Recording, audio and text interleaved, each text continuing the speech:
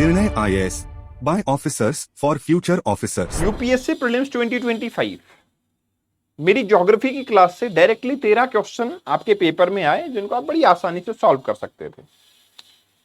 इसका मतलब मैं ये बिल्कुल नहीं कह रहा कि आई एम द पर्सन जिसके क्वेश्चन यूपीएससी ने कॉपी कर लिए। नो, मैं ज्योग्राफी सब्जेक्ट की बात करना चाह रहा हूं। ज्योग्राफी एक ऐसा सब्जेक्ट है जो कॉन्सेप्चुअल है। उसका इंटर रिलेशन अगर आप अच्छे से समझते हो तो आप बड़ी आसानी से क्वेश्चंस को सॉल्व कर सकते हो। मैं आपको स्क्रीनशॉट के साथ दिखाता हूं कि कौन से क्वेश्चंस आपकी क्लास से देखने को मिले थे। यहां देखिए 2025 का प्रीलिम्स एग्जाम, सबसे पहला क्वेश्चन, ये जो क्लास हुई है आपकी, इस एक ही क्लास से आपके 2 क्वेश्चन आए थे।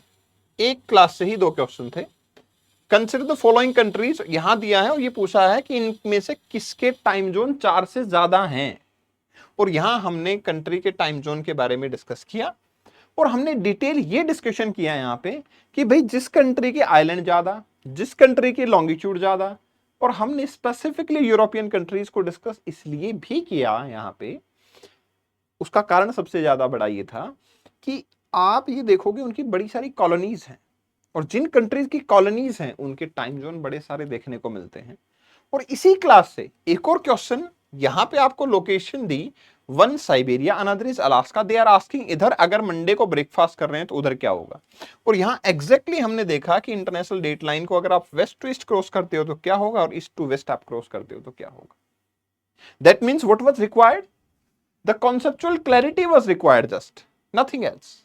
अगर आपकी कॉन्सेप्ट क्लैरिटी है तो आप बड़ी आसानी से इसको अटेम्प्ट कर सकते हो। सिमिलरली एक और क्वेश्चन यहां पे देखने को मिला। ये क्लास है जिसमें मैंने मिनरल्स पढ़ाए और मिनरल्स के ऊपर फिर क्वेश्चन आया। यहां देखो डायमंड मैंने पढ़ाया, डायमंड के ऊपर क्वेश्चन पूछा जा रहा है। लिथियम के बारे में हम बात कर रहे हैं, लिथियम के ऊपर क्वेश्चन पूछा जा रहा है।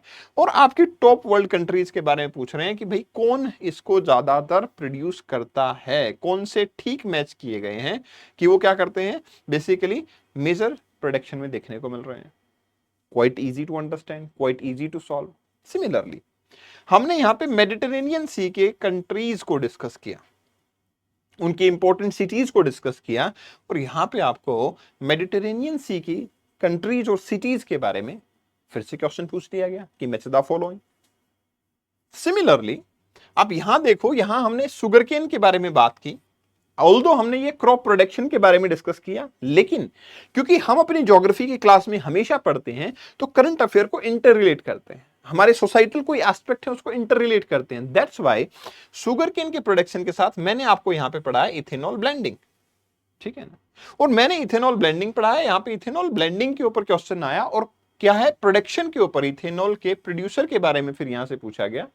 क्योंकि हमने यहां पे क्लाइमेट को डिस्कस किया कि भाई इस टाइप के क्लाइमेट में ये कंट्रीज हैं जो मेजर परफॉर्मिंग हैं और यहां पे ये क्रॉप हो रही है, इससे इथेनॉल बन रहा है, यहां पे ये क्रॉप हो रही है, इससे इथेनॉल बन रहा है। अब सर आपको क्या सपना आ गया था कि इथेनॉल के बारे में क्वेश्चन आ सकता है? देखो ऐसा नहीं है कि मैं कहूंगा कि आएगा ही, लेकिन आप एक ट्रेंड समझा करो। क्लास को कंडक्ट करने से पहले obviously we also consume current affair a lot, और उस करंट अफेयर से इंटर रिलेशन पता लगता है आपको कि आप अगर शुगर केन डिस्कस कर रहे हो तो हमारी गवर्नमेंट का हमारा सवाल है इथेनॉल ब्लेंडिंग पे, तो country wise world wide ethanol कहां से प्रोड्यूस हो रहा है, कौन कंट्री कितना यूज कर रही है, जानना आपके लिए बहुत जरूरी है। नेक्स्ट क्वेश्चन पे आते हैं। यहां देखो, यहां पे पूछा गया है वेट बल्ब टेम्परेचर के बारे में। क्लाइमेटोलॉजी का क्वेश्चन है, टेम्परेचर के बारे में हमने हर टाइप के temperature, dry bulb, wet bulb, then absolute, आपकी स्टेबिलिटी, कंडीशनल स्टेबिलिटी, इनस्टेबिलिटी, इनके बारे में डिटेल डिस्कशन हमने हमारी क्लास में किया और आपसे क्वेश्चन पूछ लिया गया, राइट।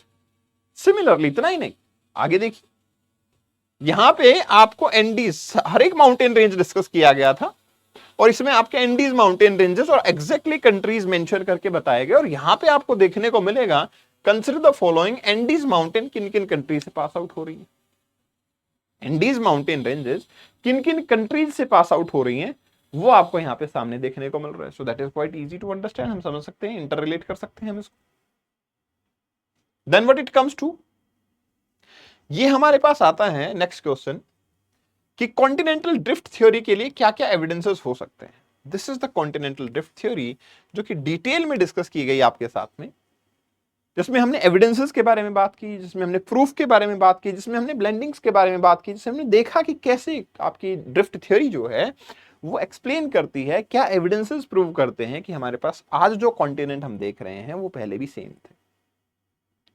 सिमिलरली बहुत सारी बार आप ये पूछते हो कि सर छोटी छोटी चीजें आप जो पढ़ाते हो क्या वो हमें पढ़ी नहीं होती हैं, ये डाउट होता है आपकी क्लास का। ये मैं उनको भी एड्रेस कर रहा हूं जो स्टूडेंट हैं आज के टाइम पे पेड बैचेस में, उनको मैं बता रहा हूं कि कई बार क्या होता है, जैसे मैं क्लाइमेट पढ़ा रहा हूं, मैंने कॉम्पोजिशन पढ़ाया, उसमें मैंने आपको डस्ट पार्टिकल्स के बारे में पढ़ाया, उनके रोल के बारे में पढ़ाया, कैसे वो आपका टेम्परेचर प्रेसिपिटेशन में कंट्रीब्यूट करते हैं। और यहां पे आपको पूछ लिया गया डस्ट पार्टिकल्स के बारे में, ट्रॉपिकल एरियाज में, टेम्परेट एरियाज में ज्यादा हैं कम हैं, कैसे चेंज होगा, क्या प्रॉपर्टीज होंगी। तो इसलिए ऐसा मत सोचा करो आप कि सर एटमॉस्फेयर में तो हमें लार्जरली लगता है कि गैसेज ही हैं, आप कह रहे हो डस्ट पार्टिकल्स को भी डिस्कस कर रहे हैं हम, तो is it that much important? ये एक बड़ा क्वेश्चन होता है, ठीक है। This is a bigger question, this is a larger perspective, ठीक है ना। सो ये हमें आइडियली देखने को मिल जाता है। Then what it comes to next question आपका आता है।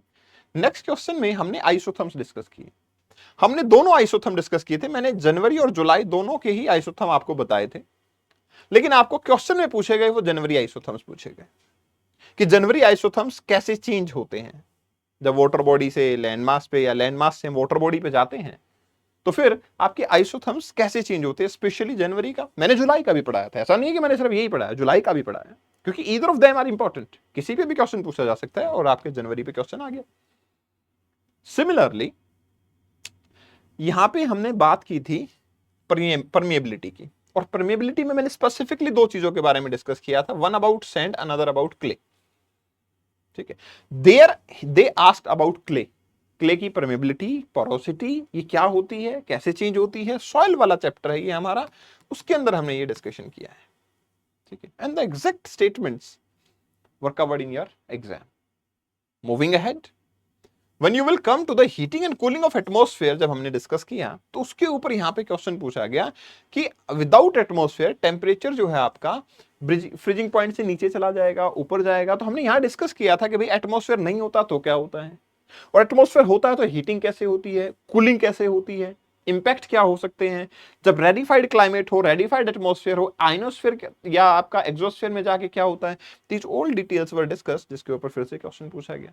और अच्छी बात पता है क्या है कि जब ये पूरी 360 डिग्री कवरेज होती है, कॉम्प्रिहेंसिव डिस्कशन होती है जब, तो वो कॉम्प्रिहेंसिव डिस्कशन से आप हर स्टेटमेंट को इंटर रिलेट कर पाते हो। ज्योग्राफी में आसान इसलिए हो जाता है ये करना क्योंकि वो कॉन्सेप्ट क्लैरिटी होती है।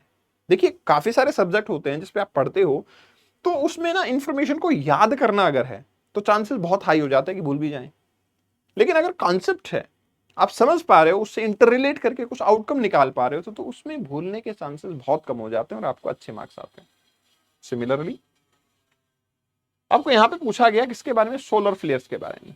आपको यहां पे पूछा गया कि अर्थ की जो आइस मेल्टिंग होती है उसके बारे में। यहां पे आपसे पूछा गया कि सोलर मास इजेक्शन जो है या फिर आपका जो अर्थ का रोटेशन शिफ्ट हो रहा है उससे क्या इंपैक्ट आता है, और ये हमने समझा किसमें, मोशन ऑफ अर्थ के अंदर, motion of earth and it's impact के अंदर। सोल्स्टिस क्या होगा, टिल्टेशन कितना होगा, कितनी सनलाइट आएगी, क्या इंपैक्ट होगा, जो आउटकम्स क्या होंगे।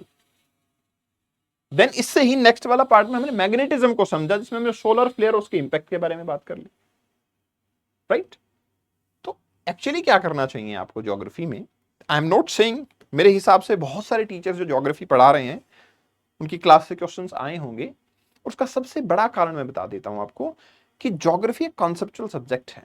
मैं आपको कहना यह चाहता हूं कि अगर आप खुद से भी प्रिपेयर कर रहे हो ना, खुद से भी प्रिपेयर कर रहे हो, तो अपनी कॉन्सेप्चुअल क्लैरिटी रखो।